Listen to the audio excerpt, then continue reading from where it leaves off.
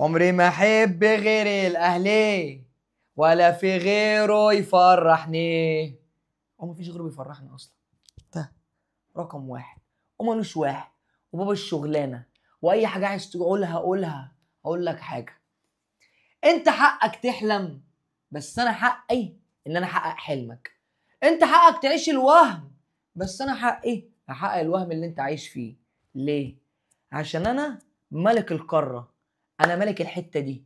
وانا قلت لك قبل كده انا وقعت، بس انا في الرجعه فجعه. انتوا كده كده بتحبونا على السبوره، بس تعال اقول لك بقى السبوره قالت ايه، عشان ازاي قدرنا نرجع في ماتشات الدوري دي في الفصل الاخير منها وناخد الدوري. مبدئيا 4-2-3-1 دي كانت الخطة اللي بيستخدمها الكابتن عماد النحاس، اللي ليه كل الشكر والاحترام والتقدير على المجهود اللي عمله معانا.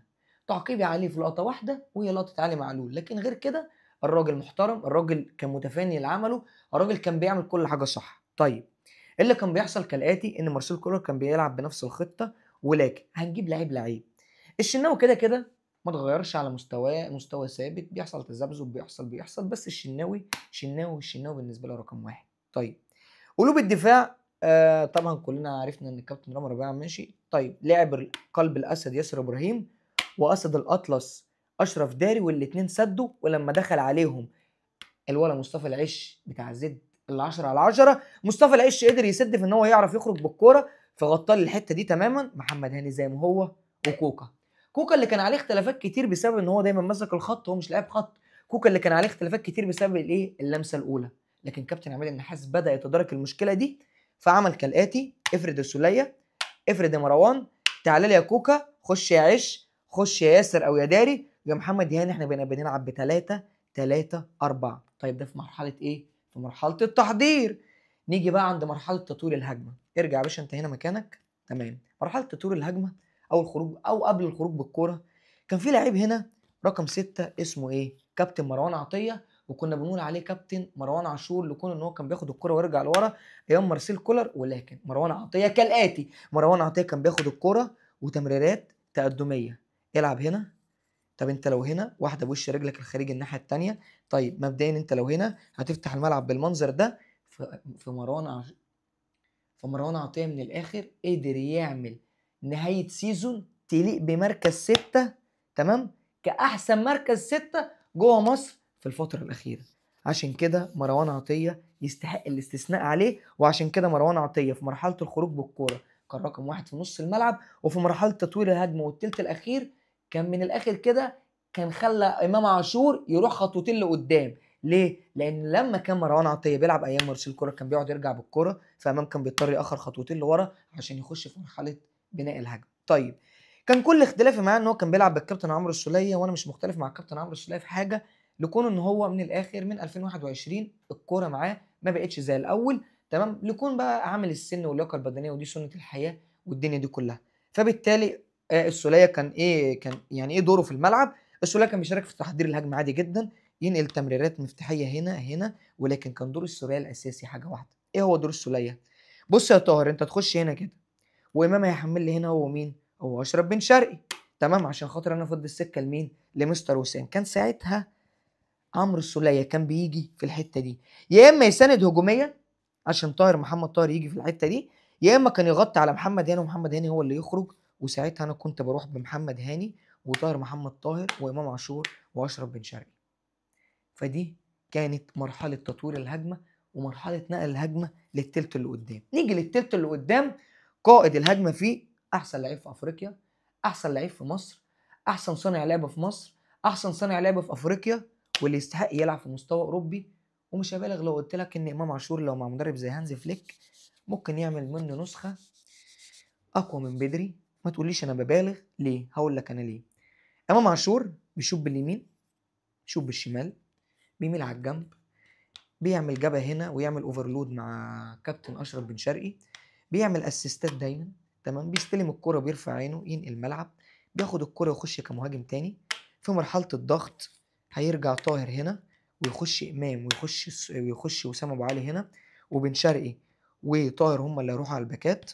فبالتالي ده بالنسبة لي قائد مشروع الاهلي الجديد، هو ده اللي هيبني عليه كل حاجة. طيب نيجي لحته الفاكهه اللي ملهاش حل، وسام ابو علي. ليه وسام ابو علي فشل في الفتره الاخيره مع مارسيل كولر؟ عشان كان محجمه، كان بيخليه يعمل دور مش دوره، دايما ينزل ويستلم. وسام ابو علي بتاع تحركات جوه المنطقه، محتاج حد يساند معاه عشان يفضله السكه، فكان بيفضله السكه باشرف بن شرقي، ويبتدي اشرف بن شرقي يخش في الحته دي ويعمل له اسيستات، طاهر يسنده في الحته دي ويخش معاه كمهاجم تاني، امام عاشور كان بيخش معاه كمهاجم تاني، فكانوا بيسحبوا له شويه مدافعين عشان يفضلوا السكه دي كلها ويحطوا جون. وغير بقى ان هو رقم واحد في المهاجمين في مصر عشان يقدر يعمل الضغط العالي. طبعا انا مش هكلمك عن الكواليتي بتاع بن شرقي اللي كان بيعمل حاجات غريبه في الكوره ولسه ما جابش ربع مستواه، ولا طاهر محمد طاهر اللي اصلا كان مدربه حسين عماد النحاس، اللي كان بيخليه مطلع نار من بقه ايام المقاولين العرب. فانت متخيل كل الادوار اللي عملها عماد النحاس دي من بعد موسم سيء قدمه مارسيل كولر؟ فكل الثناء والتقدير لكابتن عماد النحاس. وزي ما قلت لك، انت حقك تحلم وانا حقي ان انا احقق حلمك. ونيجي للماما افريكا مع فرقه بيراميدز. انا هرجع اقولها لك، لاجل مصر انا نفسي تاخد البطوله عشان ترفع اسمنا، ويبقى اسمها ان احنا خدنا البطوله من جوه مصر ومفيش حد دخل خدها مننا.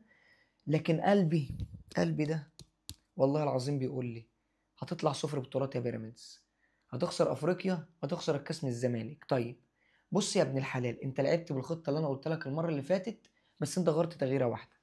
المره دي انا بقول لك ما تغيرهاش. طيب في حراسه المرمى احمد الشناوي عمل تصديين رائعين المره اللي فاتت، مفيش مشكله.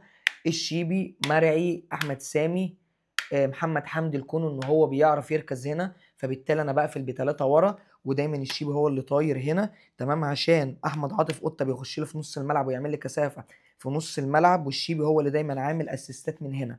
طيب نص الملعب عشان انت تعرف تستحوذ فعلا عملت اللي انا قلت لك عليه، بلاتي توريه ومهند لاشين احسن اتنين يمسكوا الكره في نص الملعب. وفعلا مهند لاشين لما راح عمل تمريرات لقدام قدر يصنع كره لوليد الكارتي. وليد الكارتي مهمته مش ان هو صانع العاب بس، بيخش كمهاجم تاني وينزل يقفل هنا كنص ملعب تالت عشان يقفل، عشان دول يقفلوا على مكوينه، تمام، وعلى اللعيب رقم 11 اللي كان دايما ساقط في الحته دي، فيا اما مهند لاشين هو اللي رشيق له هنا، او دايما وليد الكارت هو اللي معاه، او بلاتي توريه وليد الكارت هو اللي مستني الكره تتقطع، وعشان خاطر الضغط العالي كان دايما وليد الكارت بيضغط مع مايلي.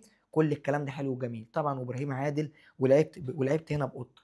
ولكن انت المره دي مش هتلعب بقطه. ليه يا عم؟ انت جاي تهاجم، اوعى تعمل غلط مارسيل كولر. طب انت كنت بتلعب باربع لعيبه نص ملعب عشان كنت تلعب باربعه 4-2 في عمليه الضغط، تمام، هنا كده اهو، تمام، والاربعه دول هنا يقفلوا، تمام، والاثنين دول، او هتلعب ب4-3-3 وتبتدي تضغط بالاثنين دول على الباكات، وده طالع مع مكوينه. لكن انت النهارده مش هتلعب كده، المره دي مش هتلعب كده، هتلعب بمصطفى فتحي. طب قول لي ليه؟ انت اكتشفت هنا حاجه، ان ابراهيم عادل دايما هو داخل هنا ساحب معاه المدافع، فمفضي سكه لمين؟ لمحمد حمدي. بس محمد حمدي هجوميا مش اقوى حاجه، يبقى مين اللي قوي هجوميا ومين اللي انا محتاج اغطي عليه؟ الولا محمد الشيبي. فالخطه كالاتي، اثبت هنا يا بلاتي، اثبت هنا يا بلاتي يا توريه، انت ومهند لاشين، تمام، غطي يا بلاتي وتوريه على مين؟ على محمد الشيبي. خش يمين، خش يا كارت هنا مهاجم تاني، مصطفى فتحي هيلعب ايه؟ باك داخل لجوه، وسحب دايما مين؟ الباك معاه. ساعتها هيجي لي مين هنا؟ محمد الشيبي. انا عايزك بس في الحته دي، شايف المربع ده؟ انا عايزك في المربع ده. ليه؟ انا عندي هنا مين؟ كارتي، مايلي، جاي ابراهيم عادل، ومصطفى فتحي فاتح لي هنا. طيب انا لو عملت دي اقدر اقول لك 70% جون. عطلت والدنيا اتقفلت عليا وقفل عليا باتنين ونزل لعيب من نص الملعب هنا، بلاتي توريه سند عليك وعملت مثلث انت ومصطفى فتحي وبلاتي توريه، تمام هنا. طيب عوزت اغير ملعب، هرجع انا هنا، هيضم مهند لاشين وهيلعب مع ابراهيم عادل في الحته دي، ويطلع لهم محمد حمدي لحد هنا، لحد ما نبتدي نخلق مساحه ونلعب الكره العرضيه. برضه هيبقى جاي مايلي وجاي وليد الكارتي ومصطفى فتحي جالي من هنا، لان انا لو عطلت انا ممكن العب واحده بالعرض وهو جاي من هنا وراح جاي حاطط ارتو. انت جوه ارضك وجوه ملعبك، انت معكش الجمهور زي الاهلي ولا الزمالك، بس انت جوه ارضك، انت قادر تعمل كده. انت فاضل لك خطوه واحده على التاريخ، انت جبت جون في الدقيقه 90 هناك، مش قادر تجيب جون واتنين هنا. انا بالنسبه لي هتبقى صعبه. طب انت شايف ايه؟ انا شايف ان فرقه سان داونز هتيجي تلعب هنا على حاجه واحده، هيقفل الحته دي، حلو الكلام، هيقفل الحته دي بتاعته، تمام، اللي بيتهاجم منها بيراميدز، ويلعب دايما على مين؟ على ريبيرو الجناح اللي هنا، تمام، في ضهر محمد حمدي، ويخطف جون، وبعد الجون جود باي، باي باي كامبورا، صن داونز بطل القاره، وانت ساعتها كل اللي انت قعدت تعمله طول الموسم مع السلامه لاما. وفي نهايه حلقتنا الجميله احب اقول لكم شكرا على كل الدعم اللي انتم مقدمينه لينا، وما تنساش بقى تعمل اللايك والشير والاكسبلور. لكن تعالى انا عايز اقول لك مفاجاه، هو احنا ليه صورنا حلقه كده صغيره فاهم في اللذيذ منه؟ عشان ده احنا بنحضر لكاس العالم للانديه. ما انا حاطط لكم تيشيرت ميسي ليه؟ اللي جاي في كاس العالم للانديه غير، هنحلل لكم كل الفرق، هنحلل كل فرق المجموعات، وهنتوقع مين هيخرج من دي ومين هيخرج من دي ومين هيطلع من دي ومين هيقابل مين ومين مش هيقابل مين.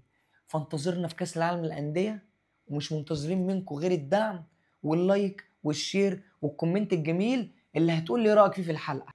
وباي جايز.